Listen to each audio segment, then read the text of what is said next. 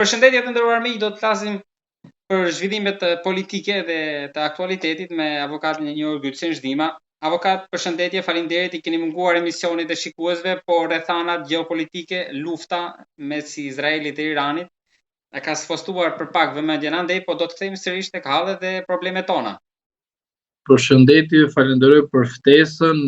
Unë thjesht vetëm do të bëj një apel që çdo qytetar shqiptar mos të bëj tifo as për Izraelin, as për Iranin, sepse njerëzimi dhe jeta e njeriut është më e shtrenjtë se sa lufta që e përdorin thjesht politikanët për të quajtur veten e tyre leadership, por viktimë e kësaj ngjarje ose të ngjarjeve të luftës do të jetë gjithmonë populli. Prandaj unë bëj apel tek qytetarët, vetëmbrojtje, vetëmbajtje, vetëpërmbajtje, dhe nuk na duhen shifra njerëzish viktim për të kënaqur interesat e caktuara.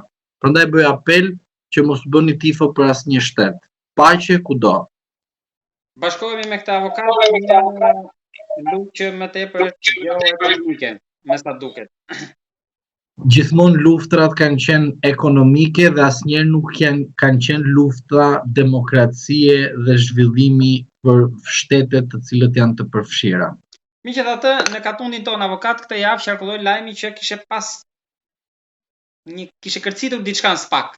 Ne prisim fjatat të shonin prangat jashtë, ndërkohë që brenda gjërat nuk po shkojnë aq mirë. Ju keni deklaruar më herët në bisedat tona që tashmë do ketë parashikonit ju që do kishte një kërcitje, një grindje brenda prokurorëve. Kjo sipas mendimit tuaj në fragmente të caktuara e sponsorizuar edhe nga pushteti për të zhvendosur vëmendjen aty, por edhe tek gjykata kushtetuese. Ai gjykatës kushtetuese ndolli, pasi me unionin e gjyqtarëve tashmë në presion apo jo, janë ata që duhet vendosin për pagat me 700 euro plus. Por që politika është bashkuar kundër tyre, pasi edhe Berisha ishte dakord me Ramën, që janë shumë paga të larta. Ndërkohë që tashmë gazetari ton Qynë shkruante pak ditë më parë që Artin Tumani, kreu i SPAK-ut, ka shkarkuar Arben Krajën nga shefi i marrëdhënieve me jashtë, duke lënë prokuror thjesht tashmë i bie. Një nga 19 apo sa janë, duke zëvendësuar atë me Dorina Bacon.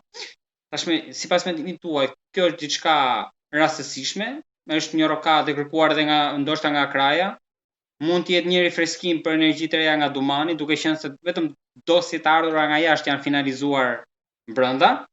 Mund të ketë nuk e di se çfarë domethënë, sepse Dumani është shkruar 5 muaj para mbarimit të mandatit. Tani ka diçka që nuk shkon këtu. Aty e fundit, kjo do të mbetemi. Si ka mundësi që 5 muaj që je drejt ikjes, fillon edhe bën ristrukturime dhe ndryshime brenda strukturës. Kjo është ka thyrje brenda SPAK-ut.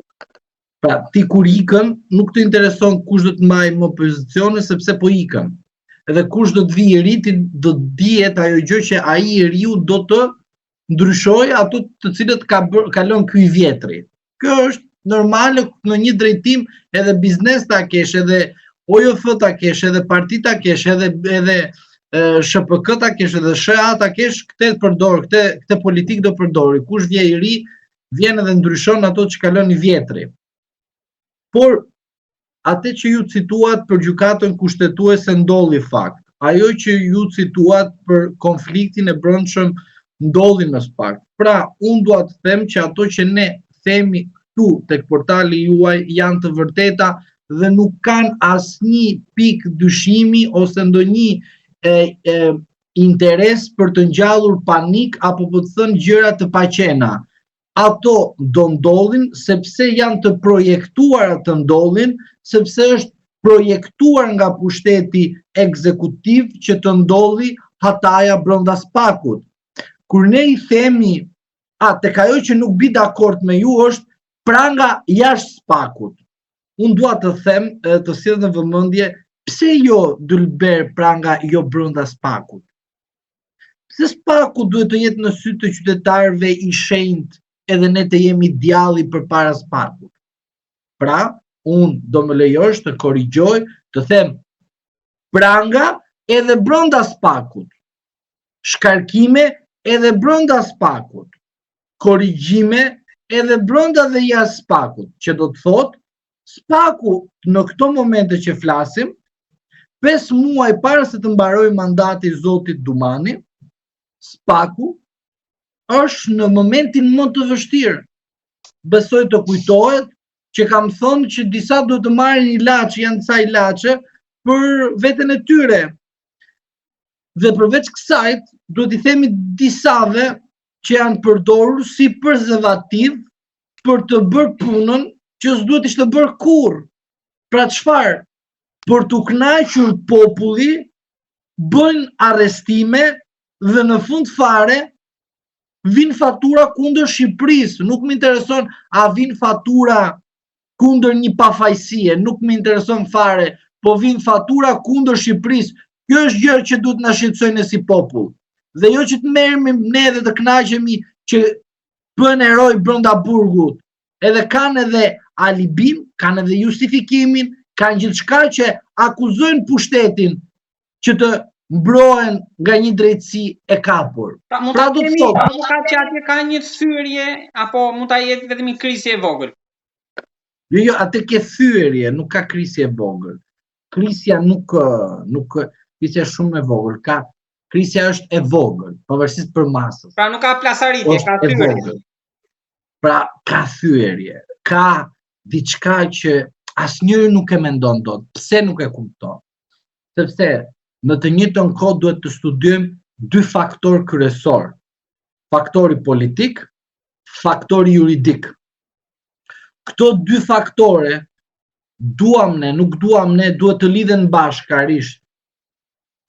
Dhe kur lidhen këto 2 faktorë bashkarisht, shkojmë te kushtetuta e vendit ton dhe pikrisht kushtetuta jon thot qartë se si struktura e posaçme gëzon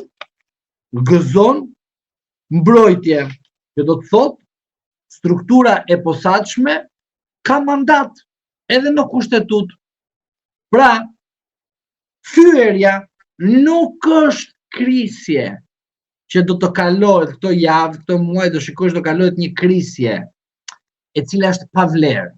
Jo, është me vlerë, po është politike e juridike në të njëjtën kohë bashkë, që do të thotë, sa është mandati i kryeprokurorit? 3 vite.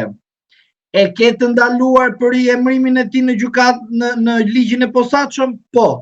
E ke të ndaluar ti në kushtetut? Po. Po në rast se në shtator, tetor, nëntor, dhjetor të 2025-s, kuvendi i ri me komisionin Xhafa bën një ndryshim të nenit që i duhet me urgjencë. Dhe gjen një deputet qyll. Mund bëhet për 3 muaj që ta kap Dumanin apo? Po një sekond, sepse këtu loja është më e gjerë se kaq. Nuk bëhet për emra. Pra, lejeni Dumanin me një moment. Lejeni Dumanin sepse Dumani është përdorur. Dhe tani unë e dini ju mendimin tim që kam për njerëz të cilët janë përdorur dhe të përdorurit normalisht gjejnë mbështetjet e Zotit, po hajde po gjejnë edhe një mbështetje nga mua në këto momente. Lejmë Dumanin me një anë, nuk është Dumani. Është diçka përtej Dumanit. Mund na surprizoj edhe në muajt e fundit. Por, që do të thotë për arrestime, do të them arrestim pastaj sekreti. Po prit tani të analizojnë të dëgjuesit na kuptojnë çfarë dua t'i themi. Pra, është ndaluar. Është me ligj ndaluar, është ndaluar. A bëhet ndryshim ligjor të posaçëm ku PS-ja ka 83 mandate me blen 54, legjitimohet ndryshimi ligjor i posaçëm. Jo kushtetues. A kemi mundësi që ajo të normohet dhe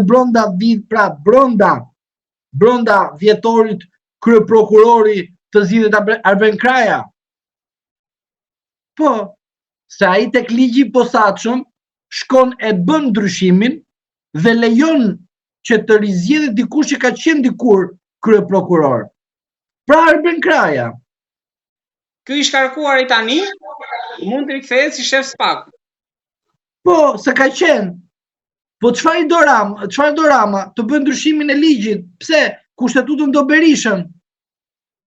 Por derisa ky ligj të shpallet antikushtetues, dispozita që lejon riemrimin e një të ndaluarit nga ligji i posaçëm të kandidojë, do kohë, do vite derisa të shkojnë në gjykatë kushtetuese. Rama do gjej mundësinë që të rivendos Arben Krajën krye të SPAK-ut. Dhe prandaj është kjo thyerje. Kjo është intrigë politike, juridike, që sherri nga politika futet brenda SPAK-ut. Tani SPAK-u do jetë në momentin më të vështirë për jetën e tij ekzistenciale, për 20 prokurorë të cilët kanë marrë benefitet e një populli që vdes për arrestime, po jo për drejtësi, sepse drejtësinë e kemi thonë e jep gjykata dhe nuk e jep prokuroria. Prokuroria është vegël e pushtetit të ekzekutivit. Mirë, që atë simte juridik, hapni kushtetutën, hapni kodin e procedurës penale, lexoni. Në rast se nuk i hapni, komentoni, e drejta juaj është. Por ama hapni të paktën këto dhe shikoni se si varion logjika juridiko-politiko bashk.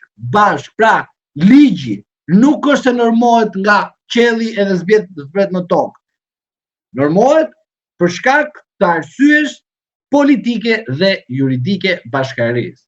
Sepse dëgjoj edhe ca ufo që thënë ca karagjollëqe fal për shprehjen, po gjithsesi duhet t'ia themi popullit të kuptojë që politika dhe ana juridike shkojnë bashkë, sepse politika prodhon ligje, të cilat vijnë tek ne. Pra du të thot, Rama e bëri luftën e vet. E nisi, i përdori dhe tani i thon vrisni veten, e dini ju se ju e bërët, ne juve ju kemi mbështetur. Edhe shkojmë tek fjalia e famshme, përgjegjësia është individuale, ç'lidhje kam unë me ju? Unë ju dhash shpatën, ju bërët punë. Po ju e komandoni shpatën, sepse ju arrestoni, sa arrestoj unë. Tani me shpatën, po qëllimi njëri tjetrin. Dhe pastaj do dalin në shesh të gjitha. Por çfarë ndodh tani në këto momente? Në këto momente ndodh që Rama është i gatshëm të bëjë ndryshime të interesit të tij në reformë në drejtësi dhe lërë një prallë që thotë Fatmir Xhafa që s'do ketë ndryshime dhe këto gjëra, kur Fatmir Xhafa është kryetari i komisionit të reformës në drejtësi, që do të kemi përsëri ndryshime të vogla në ligjet të posaçme që ngacmojnë pjesërisht qeverinë shqiptare, pra Partinë Socialiste aktualisht që është.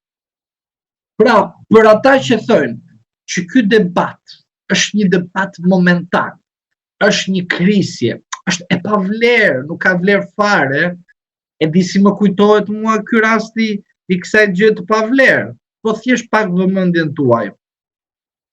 Para se të na u jepte ne statusi kandidat, ose më mirë, përpara se të hapshin negociatat, kush shtet ka qenë kundër nesh në mënyrë, mos them demonstrative, më thuaj një shtet që ka qenë kundër hapjes të negociatave. Franca me Hollandën, të dyja kanë qenë. Ndalo, Hollanda. Pyetja, kush ka qenë kryeministër në atë kohë? Rute. Shefi NATO-s. Jo, mos shko ke shumë shpejt, kuptoj që i zgjut, po një sekond. Por ai shkreti ishte nga mis dhe ndark, jo në NATO. Po si ka mundësi 2 vite para se të shkonte në NATO, ta Shqipëria bëhet negociata. Pra, edhe kjo krisja, mos ju duket që thuhet pa vlerë, pa interes, pa zgjë, sepse pikërisht te kjo do të shikoni një rast të bukur, që ka vlerë. Çfarë? Se në rast se Shqipëria thoshte për atë që thoshte nga mis deri ndark, Shqipëria nuk është e aftë të hapi negociata, ajo do të marrë status. Shqipëria shkonte në NATO, thoshte vetë zotri, Tino Lland shkoi edhe një herë, po do bëu kryeministër, po sekretari i përgjithshëm i NATO-s nuk bën. Pra, do të thotë që 2 vite para ishte bërë plani që ai të shkonte në NATO dhe 2 vite para ishte bërë gati Shqipëria që do hapte negociatat, por me kushtin që ish kryeministri i Hollandës të bënte sekretari i NATO-s, që Shqipërisë t'ju hapshin negociatat. Dhe tani, unë i them popullit ton, dashur popull, këto konflikte nuk janë konflikte të momentit, po janë konflikte të kënaqësisë ose më mirë të interesit të karrikes. Ashtu si ish kryeministri i Hollandës për karrikën e NATO-s tha, u hapët, jeni gati, më falni, kemi bërë gabim në si Hollandë, masë se kemi pi shumë drogë, dhe vjen tani konflikti midis krajës dhe dhumanit. Pra do të thotë që të dashur miq, ti studiojmë gjërat ashtu si që duhet, avash, me maturi, pa emocione politike, partjake. Edhe unë, më intereson edhe dua të merrem politikisht dhe me parti, por unë edhe kur partia që unë besoj, ose që unë mendohet që mund të besoj, e shikoj dhe e kritikoj, por nuk jam kur pro asaj që bën partia që unë mendohet që mund të besoj. Sepse unë i dalë përballë ashtu siç duhet. Prandaj them që rasti i thyerjes, të cilët disa e them pa vlerë, unë e them që është me vlerë, do kujdes, do studim jo emocional, por duhet i kujdesshëm që të shikohet që kjo thyerje, për ata që thonë krisje ose pa vlerë, a ka vlerë për të kuptuar të gjithë ne që SPAK-u është organ politik dhe asnjëherë nuk ka qenë një organ i pavarur për të sjellur tek shqiptarët drejtësinë e munguar. Pra, a keni ra në lojë ju shqiptar të dashur që jeni kënaqur me statistika? Këtu lind pyetja. Këtë do përgjigjemi nga shtatori në vazhdim në dhjetor besoj. Deri në shtator në media janë hedhur disa lajme për qarkullim, disa emra nga Benet Peci, Mazniku, Tërmet Peçi, Gjysa Gasi. Ju keni përmendur edhe ju emrat tuaj, por nuk besoni tek një drejtësi e pa kontrolluar. Por edhe nëse do jetë e kontrolluar, ju i besoni këto emra, kush mund të shkojë atje? Pra e kontrolluar. Një sekond. I themi të pavarur, janë angel. Kanë zbrit nga Zoti, edhe i ke 20 prokuror aty brenda. Lej ti shikojmë sikur janë angel. Lind pyetja me ty me një dialog. I dashur, në rast se unë edhe me ty vjedhim bashk, a bëjmë marrëveshje dhe bashkëpunim për të vjedhur? Pasiv aktiv. Po. Jo, le çfarë pasiv të jam dalliqe. Vjedhim bashkë nderuar. I ndajmë bashkë të gjërat. Mirë, vjen momenti që unë me ty prish pazaret. Po në të njëjtën kohë unë me ty kemi pushtet. Tani, kur ti prish pazarin, do të thotë që dikush nga ne të dy duhet flas kundër njëri tjetrit. Kur ne të dy jemi në pushtet, nuk mund të flasim kundër njëri tjetrit, se do futemi të dy bashkë në burg. Çfarë bëjmë? Përdorim një levë. Si është leva? Ble njëri që din të bëj kallëzime, bë kallëzime, del aty përpara, thotë kallëzova ai tuti kriminalin, vagabondin kështu. Zakonisht. Por ai që ka bërë kallëzimin, zakonisht ky është nga rradhët tuaja, nga avokatia. Po nuk na interesojnë këto. Më dëgjoj mua.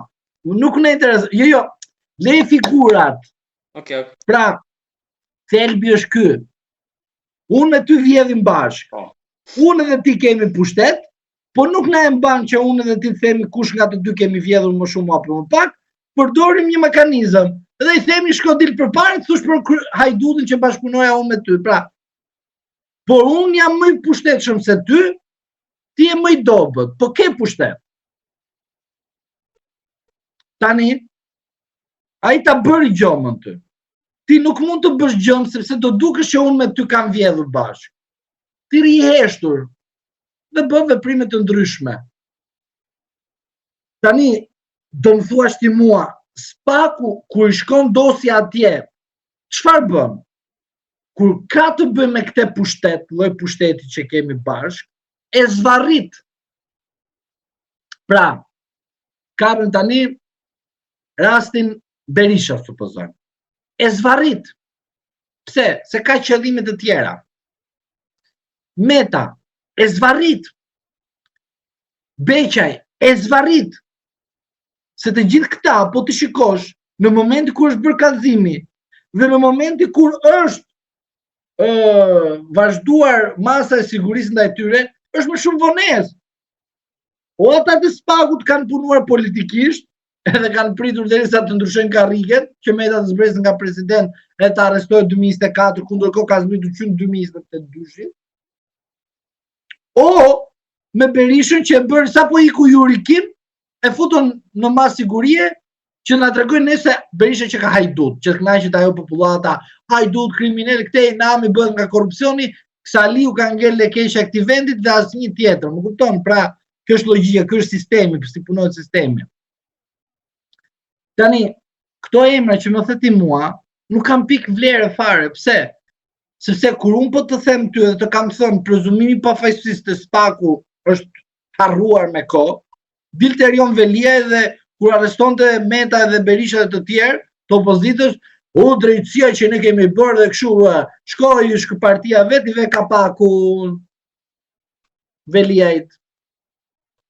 Tani del Velia më thot sa bukur e hongër ata se ai është brenda dhe partia e çon Durrës, s'del. Se partia vetë ja futi, s'ja futi dikush tjetër.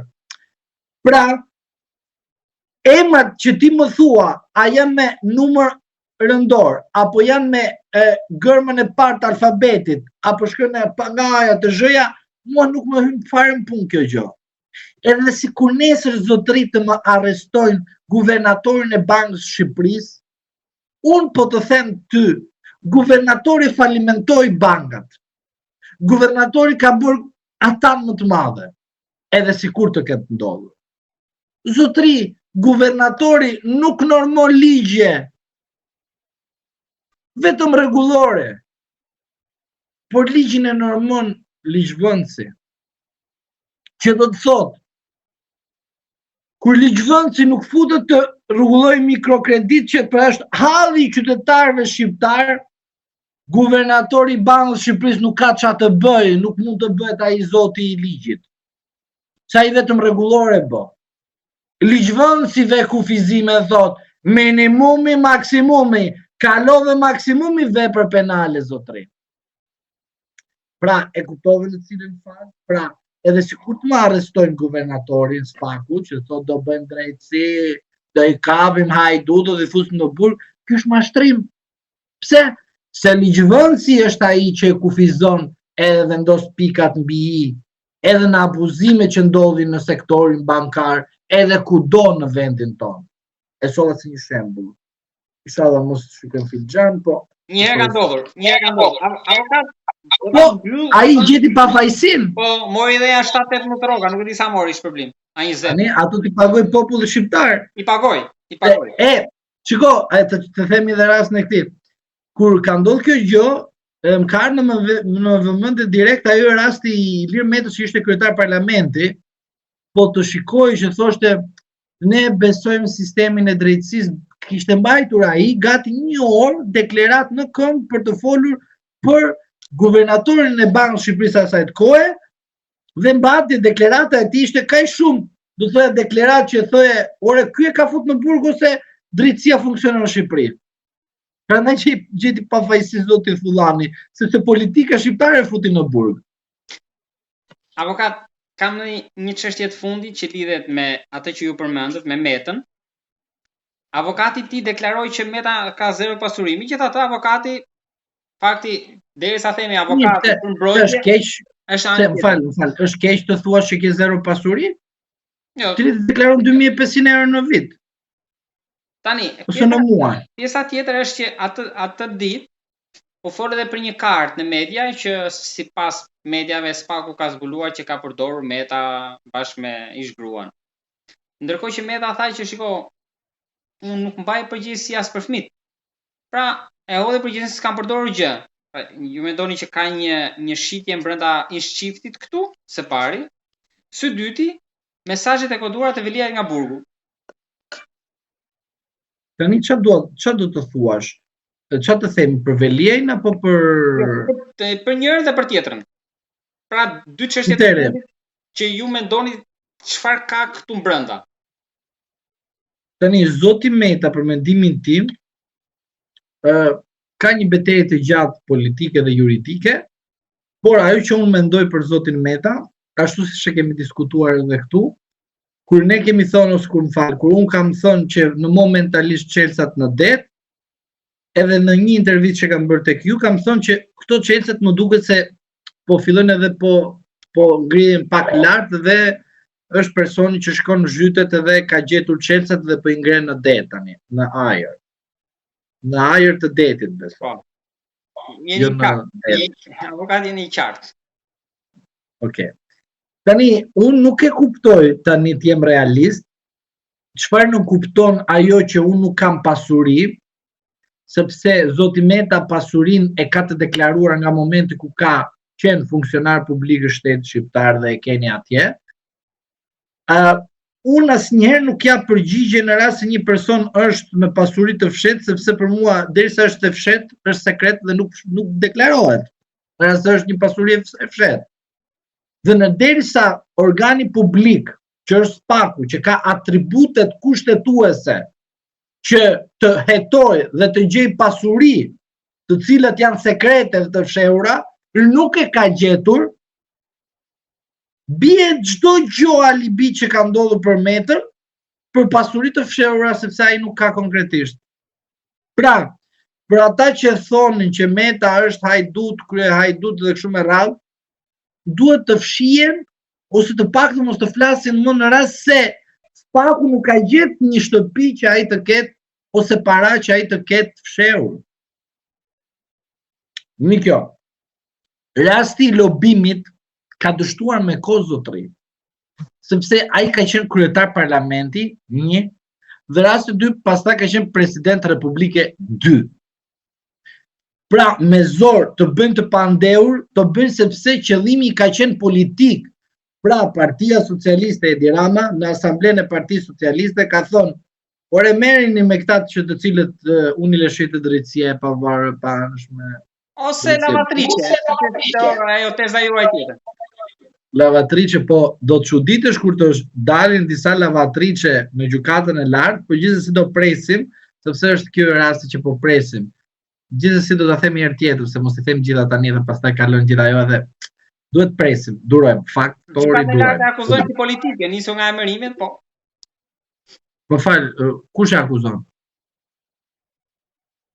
Një pjesë e opinionit, por edhe politika, opozita. Më fal, unë nuk e kam akuzuar kolegjin penal politik, nuk kam thënë plepa 2, unë, kur i kam thënë unë këtë gjëra... Plepa 2, edhe lavatrice, këto i keni autorsin.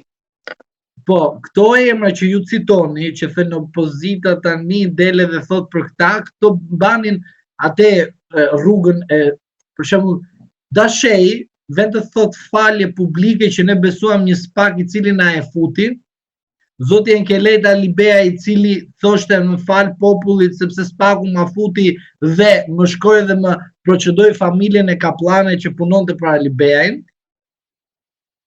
Pra, në vend na thënë një falje publike sepse u den nga një mashtruese e cila dilte dhe thoshte për reforma të cilët kanë edhe gabime, ndërkohë populli shqiptar nuk kishte gjykatë kushtetuese, gjykatë të lartë dhe nuk po merr drejtësinë e duhur. E dini për kë mashtruese kam fjalën unë, për zonjën Jurikim e cila na mashtronte për reformën e suksesshme, që nuk ka qenë kurrë e suksesshme, sepse reformat bën për të përmirësuar gabimet e së shkuarës dhe jo për të hapë gropa dhe për të groposur qytetarët shqiptar me 167.000 dosje. Edhe duke vendosur gjykata e lartë mos pranime rekurse, duke shkelur çdo të drejtë procedurale të çdo palë në proces penal, civil dhe administrativ. Pra, të lutem mos më thuaj për këtë opozitë, e cila kjo opozitë ka lajthitur bashkë me qeverisjen aktuale të Shqipërisë. Por, në rasti Meta, të jemi realist, do kohë derisa të shikohet situata e tij dhe politike dhe juridike, por mendimi im juridike do jetë me surpriza, se jam i bindur që do të ftohet deputetja pa emër tani, deputeti që ka propozuar ligjin favorizues që SPAK-u akuzon Metën, dhe përveç kësajt, do të ftohet edhe zoti Rama, i cili ka urdhëruar grupin parlamentar që të votojnë për atë ligj favorizues që ja ngarkojnë zotit Meta, i cili ka qenë kryetar parlamentit.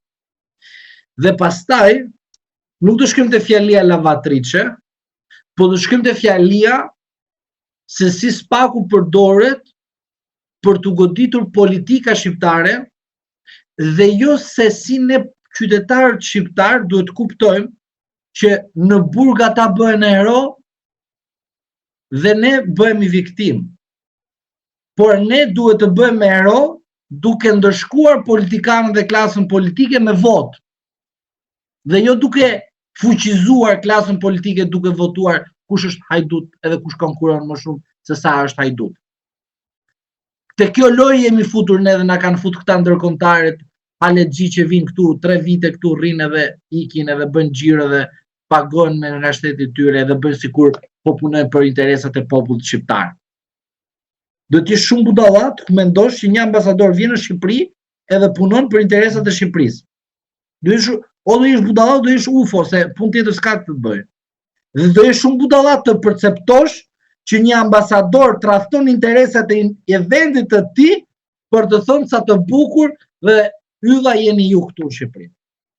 Do jesh shumë budalla.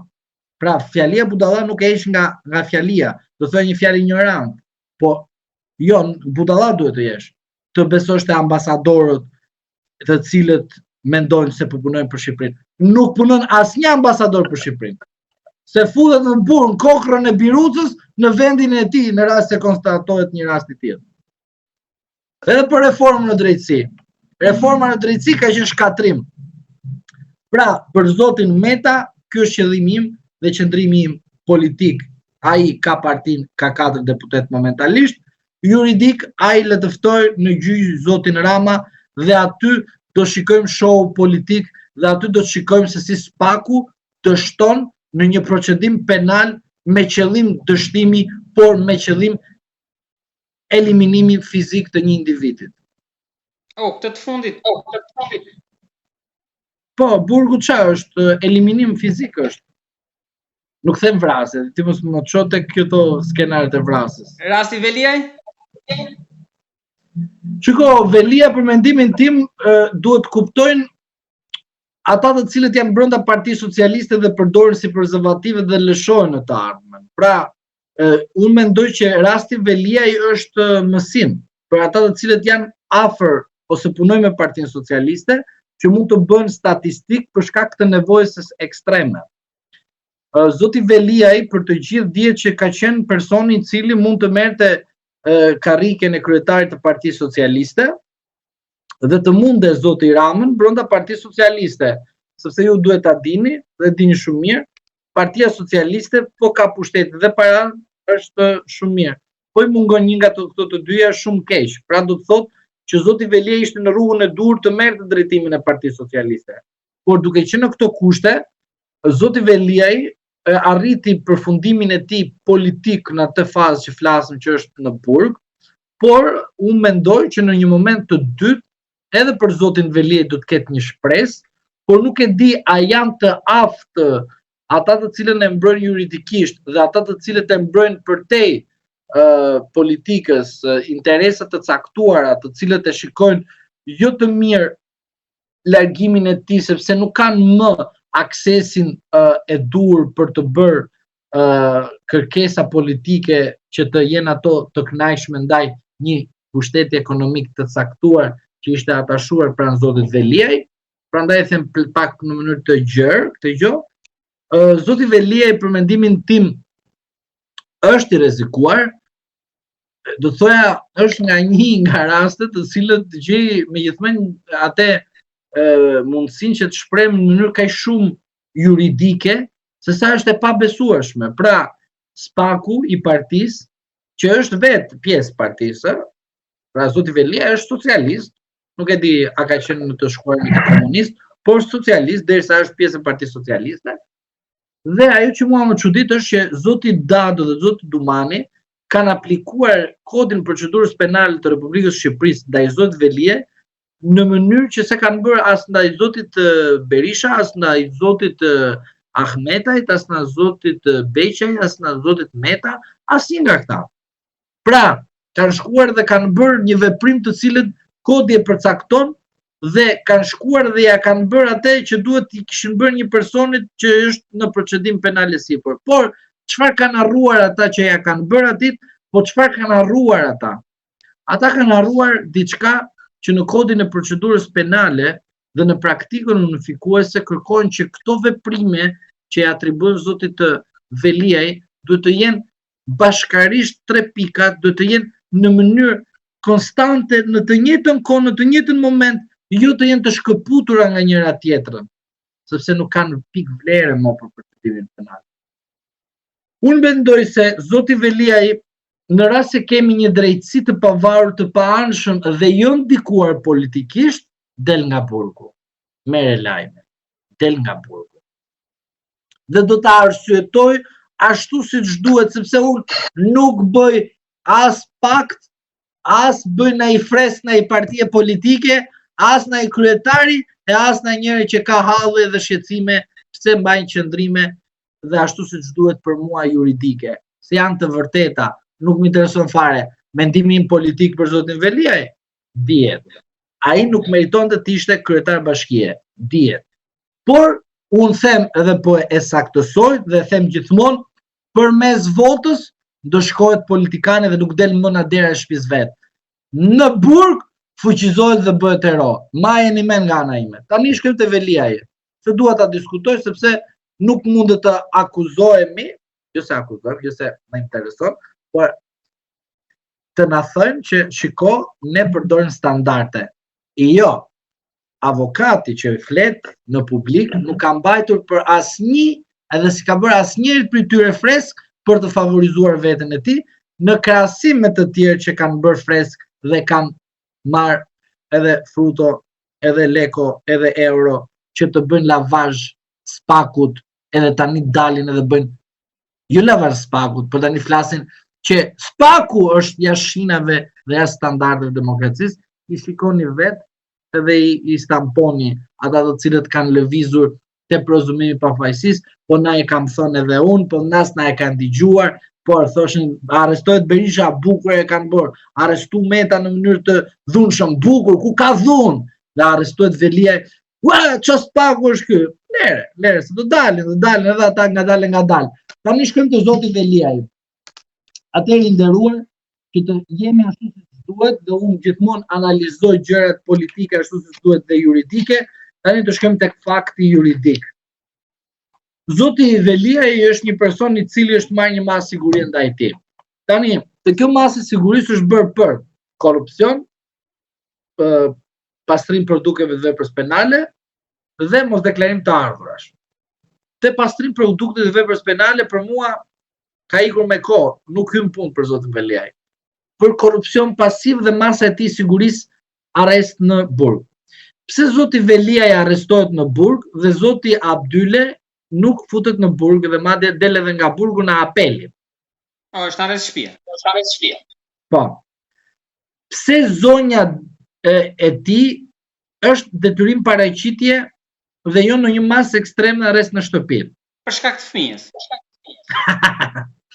Po mirë, po pse zonja Kryemadhi është jashtë detyrim paraqitje dhe disa të tjerë janë po detyrim paraqitje? Po Bekteshi edhe rasti që është me Berishën edhe Veliajin që është detyrim paraqitje. Çfarë po mban ai? Baktit? Këtë nuk e di. Po jo, më thuaj ti mua se unë po të pyes, a është drejtësi e mirë, e organizuar, e amerikano, kanadeze, australiane që thoni gjithë ju që besoni që ata do bëjnë ata? Drejtësia është interpretim. Jo, më fal. Çfarë interpretim? Ç'do bëjmë interpretim aty? Ai interpreton ligjin, Ai thua, or zotri, ai thua ti që Velia është burgaxhi, hajdut kriminal, po supozojmë themi. Që është. Mirë. Unë po them ty. Po si ka mundësi të këto masa sigurisë që këta janë një grup, njëri ma çon në burg, tjetri ma lën bën fresk, tjetri ma bën turist. Dhe vjen çdo muaj të jep deklarime dhe para të mode aty përpara Spakut. Tani kërkuesi, më dëgjoj nga. Kërkuesi që vendos një masë sigurie, unë jam prokuroria i them gjykatës kërkoj që ndaj këtij vendos këto masa. Edhe arrest në burg është ekstreme që kërkon prokuroria dhe gjykata mund ta ndryshojë ta bëjë arrest në shtëpi, po nuk mund të bëjë për shembull arrest në burg. Gjykata, se ka të drejtë. Mund vetëm të ndryshojë, të bëjë më të butë. Edhe unë po të pyes ty, Veliajn dhe të tjerë që janë të proceduar për të njëjtat vepra penale, pse duhet përdoret kështu? Për metën, pse duhet përdoret arrest në burg? Çfarë rrezikon dhe kujt i rrezikon Meta dhe Veliaj? Shikoj emra tani. Meta dhe Veliaj të jenë në burg. A janë të dy socialistë? Tani po, se Meta është komunist, vje socialist dhe akoma rroft partia është edhe ai. Por a janë të dy komunistë? Po. A janë të dy socialistë? Po. A janë të dy njerëz që në rast se bashkohen janë kundër Ramës? Po. Kur Berisha bëhet palë me Ramën për votu ligje, s'do bën dy socialista për të goditur atë që kanë brenda shtëpisë tyre.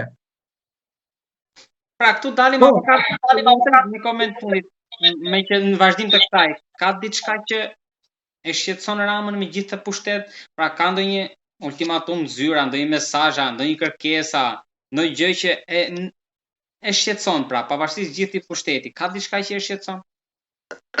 Po fal, ti ku më fut në burg ata të cilët nesër mund të marrin Partinë Socialiste, çfarë mos shqetësim më i madh se ky, çfarë mendon ti është?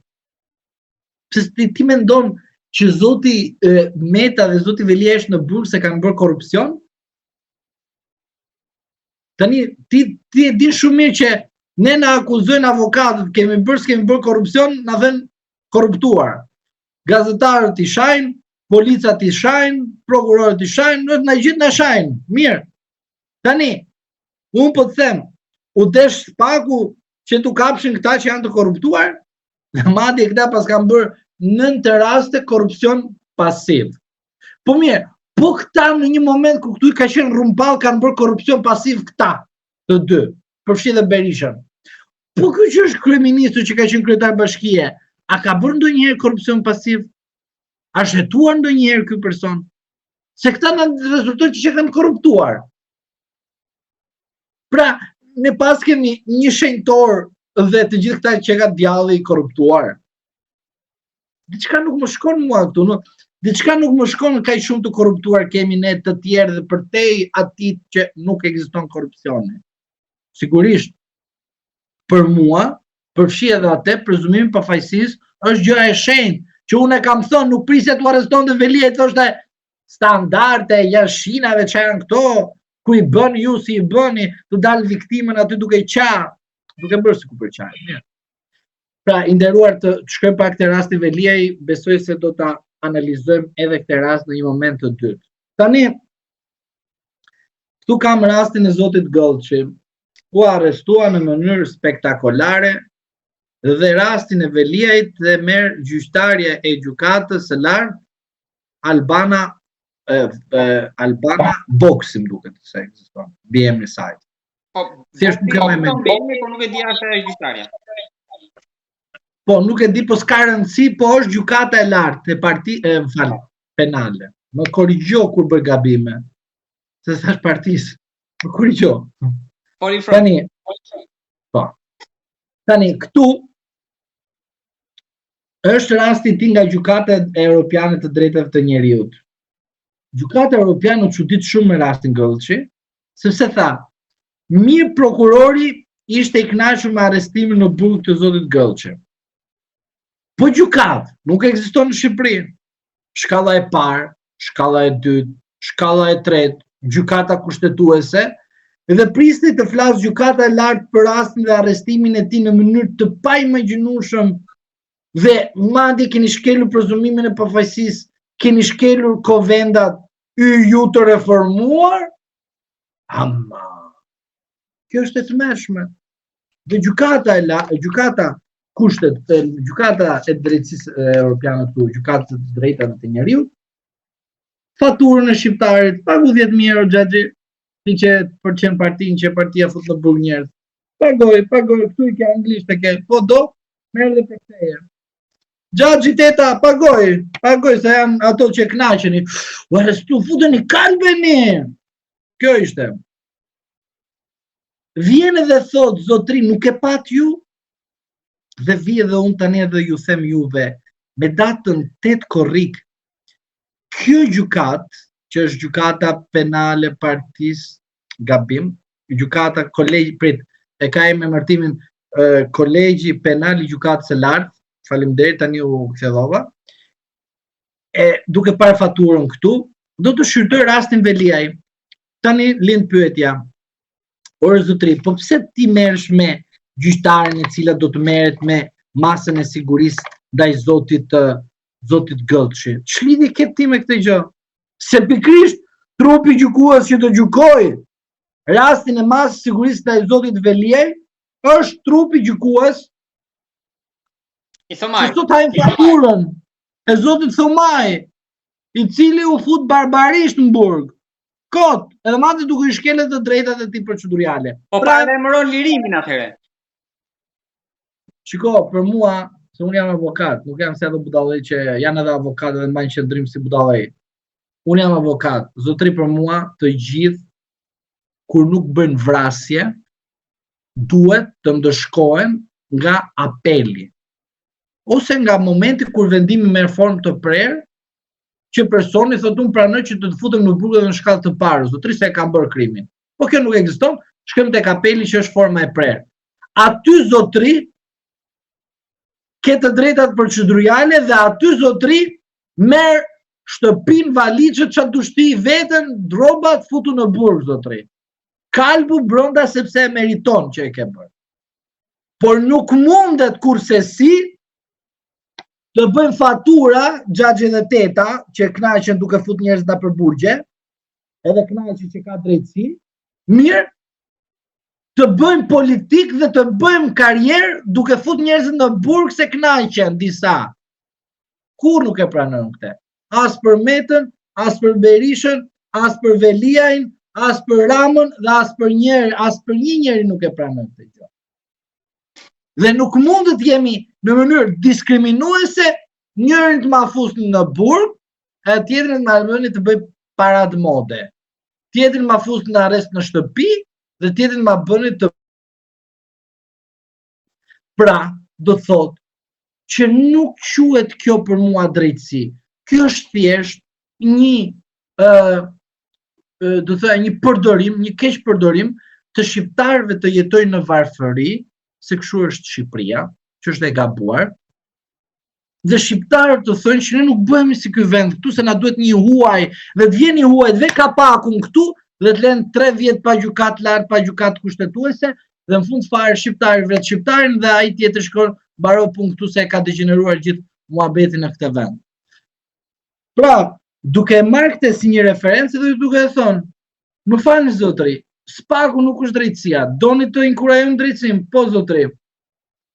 Kush e respekton këtu pa ndikim politik partjak, pa ndikim emocional dhe pa ndikim që nesër mund të përfitojnë në një gjë e cila është pro ti dhe të përdoret si prezervativ nga pushteti, kush e respekton këtë, do të ketë gjithmonë respekt. Do jetë gjyqtar, do të jetë prokuror, do jetë njëri që bazohet mbi këtë edhe jep vendimari dhe nuk ka ndikim dhe nuk përdoret si prezervativ, po ai nuk do të gjejë kur problem në të ardhmen e tij politiko-juridiko, thënë si të doni, gjatë kohës ku ushtron detyrën duke bazuar mbi këtë akt. Por nuk duhet të bazohesh dhe të mbështetës në takime e atyre që bën me ambasador, në seli diplomatike, duke na shitur ne raporte si ku përbënin hatan në parandalimin e krimit zgjedhor dhe lanë Partia Socialiste të bënte hatan në mandatet e 83 në zgjedhjet e 11 majit. Kjo nuk ndodh. Kjo nuk ndodh. Prandaj them, për mua Meta, Berisha, Beqa e të gjithë të tjerë janë thjesht sa për të kënaqur opinionin publik të jetoj me, më falni për shprehjen, me ignorancën, pa studiuar çdo rast një nga një. Dhe rasti zotit Beqaj që u arrestua, rasti zotit Ahmetaj që u arrestua, për mua janë kot, se janë arrestuar për gjëra që s'kan lidhje fare me rastin politik. Janë arrestuar për gjërat sepse duhet të arrestohet. Është si puna e procedimit që zvarrit, hajde derisa të vi momenti sepse është edhe kjo ngarkimi i opinionit publik. Prandaj të dashur qytetar, ju të cilët keni besuar SPAK-un si një institucion i pavarur, i paanshëm, gjej atë si them momentin, t'ju them reflektoni sepse SPAK-u punon si Hitleri. Hitleri ç'a bënte? Kur ishte momenti që duhet të mblidhej se kishte bërë hatan, ç'a vriste? Përkthyesit e vet, ushtarët e vet, spionët e vet, të gjithë vetët i vriste. Pse? Se nuk duhet të mblidhen prova të cilët bëjnë që tregojnë qartazi që ka prova kundër atyre që kanë inskenuar prova kundër të tjerëve, por në realitet nuk kanë qenë prova. Janë bazuar mbi të shërbim. Prandaj, duke arritur këtë, duke thënë që edhe zoti Velia për mendimin tim meriton që drejtësinë që vetë e ka thënë që kemi një drejtësi të bukur, ti nënshtrohet asaj, po jo në këtë fazë, në këtë me sigurie, jo me këtë ekstremitet, për të lejuar qëndrueshmërinë e zotit Rama në krye të Partisë Socialiste. Jo. Avokat, unë të falenderoj shumë për këtë analizën, por edhe për lidhjen, analogjinë që bët e rastit të Veliajt, për të cilin gjykata e lartë do të shprehet në datë 8 korrik, që lidhet me rastin e Thomas Gëllçit dhe vendimit të gjykatës europiane, aq më tepër tek detaji që është i njëjta trupe, nëse do të vazhdojmë me të njëjtin vendim, apo ajo që paralajmëruat ju që mund të jetë një kthes, por një zhvillim që mund të përmbys gjitha ngjarjet, jo vetëm të rastet në aspekt juridik, por edhe politik, të kësaj vere që mund të kthehet më e nxehtë për mazhorancën dhe paralajmërimet për shtatorin. Unë të falenderoj shumë për gjithë bisedën.